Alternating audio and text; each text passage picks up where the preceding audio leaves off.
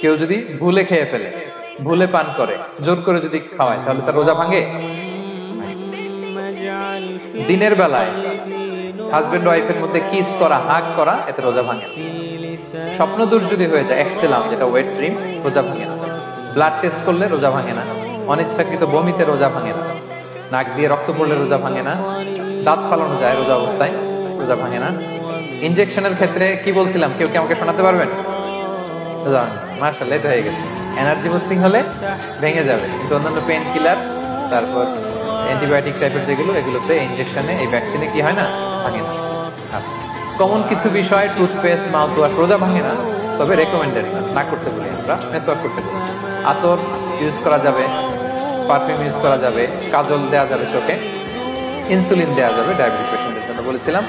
আর বড় অ্যারেঞ্জমেন্ট হলে যদি জরুরি প্রয়োজন হয়, শেফ এটা লবণটা ট্রাই করতে পারবে রোজা ভাঙে। এনজিওগ্রাম করা যাবে, এই জাতীয় জিনিসগুলো করা যাবে।